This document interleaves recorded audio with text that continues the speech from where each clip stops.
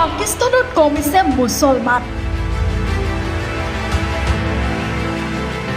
পাকিস্তানত বাঢ়িছে হিন্দু লোকৰ জনসংখ্যা।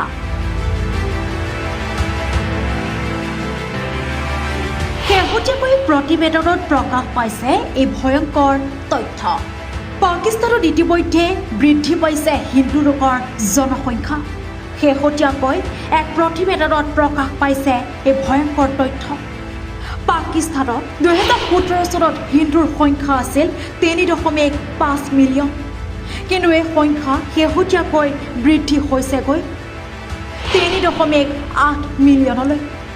উল্লেখ কৰাৰ প্ৰয়োজন যে পাকিস্তানত 2017 চনত মুছলমানৰ সংখ্যা আছিল 96.47%, কিন্তু শেহতীয়া লোকপিয়লত পাকিস্তানত মুছলমানৰ সংখ্যা হ্ৰাস পাই হৈছেগৈ 96.35%।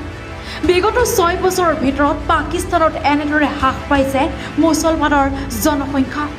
উল্লেখযোগ্য যে পাকিস্তানত হিন্দুৰ সংখ্যা বৃদ্ধি পাইছে যদিও পূৰ্বতে মুঠ জনসংখ্যাৰ ভিতৰত হিন্দুৰ সংখ্যা আছিল 1.73%, কিন্তু এই সংখ্যা শেহতীয়াকৈ 1.61%লৈ হ্ৰাস পাইছে। আনফালে পাকিস্তানৰ খ্ৰীষ্টান ধৰ্মৰ লোকৰ সংখ্যা বিগত 6 বছৰত 1.27%ৰ পৰা 1.37%লৈ বৃদ্ধি হৈছে। শেহতীয়াকৈ চলা লোকপিয়ল অনুসৰি পাকিস্তানত পুৰুষৰ সংখ্যা হৈছে 124.32 মিলিয়ন আৰু মহিলাৰ সংখ্যা হৈছে 117.15 মিলিয়ন। দেশখনত তৃতীয় লিংগৰ নাগৰিক আৰু 20,331 গৰাকী বুলি জানিব পৰা গৈছে। নিউজ ডেস্ক ৰিপোৰ্ট PB সংবাদ।